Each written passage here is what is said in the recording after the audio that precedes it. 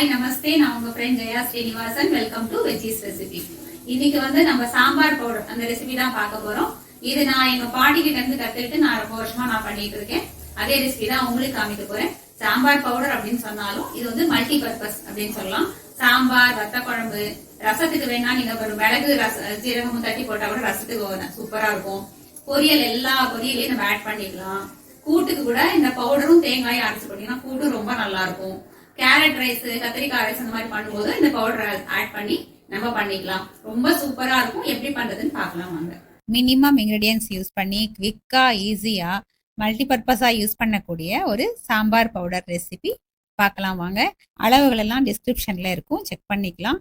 அதே நேரம் எப்படி வறுக்கணும், எப்படி அரைக்கணும், எப்படி ஸ்டோர் பண்ணணுங்கிற டிப்ஸோட சொல்லியிருக்கேன். ஸ்கிப் பண்ணாம பார்த்துட்டே வாங்க. ஒரு ஹெவி பாட்டம் கடாயை ஸ்டவ்ல வச்சுட்டு 2 டேபிள் ஸ்பூன் வெந்தயத்தை ஆட் பண்ணிக்கோங்க. ஸ்டவ் ஸ்லோவில் வச்சுட்டு வறுத்துக்கிட்டே வாங்க. வெந்தயம் கலர் மாறி கொஞ்சம் நல்ல ஒரு வாசனை வந்து படப்படன்னு வெடிக்கிற வரைக்கும் வறுத்து எடுத்துக்கணும். நல்லா வாசனை வருது, நல்லா கலரும் மாறி இருக்கு. இப்போது ஸ்டவ் ஆஃப் பண்ணிவிட்டு இதை நம்ம வேற பிளேட்டுக்கு ட்ரான்ஸ்ஃபர் பண்ணிக்கலாம். கடாயில் 1/2 டீஸ்பூன் எண்ணெய் ஆட் பண்ணிவிட்டு ஒரு கட்டி பெருங்காயத்தை ஆட் பண்ணிக்கணும். இதை நல்லா வறுத்துக்கலாம். பவுடர் பெருங்காயம் ஆட் பண்ணிக்கலாம், இருந்தாலும் கட்டி பெருங்காயம் வந்து நல்லா வாசனையாக இருக்கும். கட்டி பெருங்காயம் வறுக்கும்போது இப்படி கரண்டியால் ப்ரெஸ் பண்ணிட்டே வந்தீங்கன்னா கொஞ்சம் ஃப்ளாட் ஆகிடும், உள்ள வரைக்கும் நல்லா பொரிஞ்சிடும். அப்படி இல்லை அப்படின்னா மேலே மட்டும் பொரிஞ்சு உள்ள ஃபுல்லாக அப்படியே கெட்டியாகவே இருக்கும். இப்படியே கரண்டியால் ப்ரெஸ் பண்ணி அதை ஃப்ளாட் ஆக்கிக்கிட்டு எண்ணெயில் பொரிச்சிடுங்க. அப்போ ஃபுல்லாக நல்லா பொரிஞ்சிடும். அப்போ தான் நல்லா வாசனையாகவும் இருக்கும். நீங்கள் அரைக்கும் போது நல்லா அரைப்படும். அப்போ தான் இப்போ பெருங்காயத்தை பாருங்கள் நல்லாவே பொரிச்சிட்டோம். இப்போ இதை எடுத்து ஒரு பிளேட்டில் வச்சிடலாம். மிளகா வத்தல் ஒரு 1/4 கிலோ எடுத்துகிட்டு இருக்கேன். இது வந்து காம்பு நீக்காமல் அப்படியே வறுத்துக்கலாம். வறுத்து எடுத்ததுக்கப்புறம் நம்ம காம்பை நீக்கிட்டு பவுடர் பண்ணிப்போம். ஏன்னா விதை வெளியில் வந்துடும். நம்ம வறுக்கும் போது ரொம்ப கமரலாக இருக்கும். நம்ம 2 முறையாக வறுத்துப்போம். அளவுகள் வந்து டிஸ்கிரிப்ஷனில் கொடுத்துருக்கேன். நீங்கள் ப்ரொசீஜர் மட்டும் இதில் பார்த்துட்டே வாங்க. அளவு நீங்கள் அங்கேருந்து எடுத்துக்கலாம். ஸ்டவ் சிம்மில் வச்சுட்டு வறுத்துட்டே வாங்க. நம்ம கடாயில் எண்ணெய் எதுவும் ஆட் பண்ணலை. பெருங்காயத்துக்கு எண்ணெய் எடுத்து போட்டிருந்தோம் இல்லையா, அதில் மிச்சம் இருக்குது. அந்த எண்ணெயிலே நம்ம அந்த மிளகா வத்தலையும் பொரிச்சு எடுத்துக்கலாம்.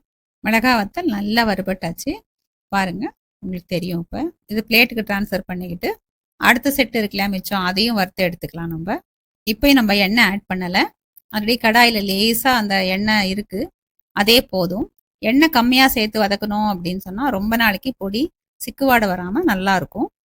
எண்ணெயே போட்டாமல் வறுக்கணும்னா மிளகா வந்து அவ்வளோ வாசமாக இருக்காது. மிளகாயில் இருக்கிற அந்த ஃப்ளேவர் நமக்கு கிடைக்கணும்னா லேசான கொஞ்சம் எண்ணெய் நமக்கு தேவையாக இருக்கும். சிம்லே வச்சுட்டு மிளகாய் தீய விடாமல் பொறுமையாக வறுத்து எடுத்துக்கணும். மிளகாய் தீஞ்சதுன்னா சாம்பாரோட வாசம், கலர் எல்லாமே வந்து குறைஞ்சிடும். கரெக்டாக வறுத்துட்டோம். இப்போ வந்து பவுலுக்கு ட்ரான்ஸ்ஃபர் பண்ணிடலாம்.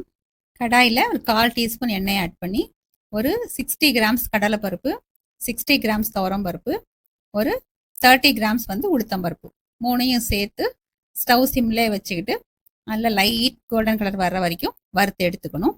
நான் இப்போ இன்னைக்கு பண்ணிட்டு இருக்கிற அளவு வந்து 2 பேர் இருக்கிற ஃபேமிலிக்கு ஒரு 1.5 மாதத்துக்கு வரும். இப்போ நீங்கள் அதிக குவான்டிட்டியில் பண்ணுறீங்க அப்படின்னா இந்த 3 பருப்பையும் நம்ம தனித்தனியாக வறுத்துக்கலாம். வெயிலில் காய வைக்கிற வசதி இருந்ததுன்னா நல்ல வெயிலில் காய வச்சுட்டு வறுத்தீங்கன்னா சீக்கிரம் வறுபட்டுடும். நல்லா வறுத்து அரைக்கும் போது பொடி நல்லா வாசனையாக இருக்கும். நான் சொன்ன மாதிரி மல்டி பர்பஸ் தான் இதை யூஸ் பண்ண முடியும். சாம்பார், ரசம், வத்த குழம்பு, பொரியலுக்கு, அதாவது கலந்த சாதம், தக்காளி சாதம், கேரட் சாதம், கத்திரிக்காய் சாதம், அந்த மாதிரி கலவை சாதம் சிலது பண்ணும்போதும் நம்ம இந்த பவுடரையே நம்ம ஆட் பண்ணிக்கலாம். வேற எந்த மசாலாவும் நமக்கு தேவைப்படாது. நல்லா வறுத்துட்டோம் பாருங்க, கரெக்டாக வறுபட்டாச்சு. இந்த மாதிரி வறுத்துக்கணும். இப்போ வேற பவுலுக்கு ட்ரான்ஸ்ஃபர் பண்ணி எடுத்துக்கலாம். இப்போ மல்லி 100 கிராம் எடுத்துக்கிட்டு அதையும் சிம்லேயே வச்சு நல்லா வாசனை வர்ற வரைக்கும் வறுத்து எடுத்துக்கலாம். நம்ம எண்ணெய் எதுவும் சேர்க்கவே இல்லை, வெறும் கடாயில் தான் வறுக்க போகிறோம். தீய விடாமல் நல்லா வறுத்து எடுத்துக்கணும். அவ்வளோதான், நல்லா வறுத்துட்டோம். நல்லா வாசம் வருது. ஸ்டவ் ஆஃப் பண்ணிவிட்டு இதை வேற பவுலுக்கு மாற்றிக்கலாம். சூடு நல்லா ஆறி ரூம் டெம்பரேச்சர் வர்ற வரைக்கும் வெயிட் பண்ணுவோம். மிளகாயை காம்பு எடுத்து கிள்ளி வச்சுருக்கேன். இப்போ மிக்சியில் போட்டு நம்ம அரைச்சிக்க போகிறோம். 2 செட்டாக போட்டு நான் அரைச்சி எடுத்துகிட்டு வந்துடுறேன். பிளேட்டுக்கு ட்ரான்ஸ்ஃபர் பண்ணிக்கலாம். மிக்சி ஜாரில் நம்ம வறுத்து வச்ச வெந்தயத்தை ஆட் பண்ணுங்கள்.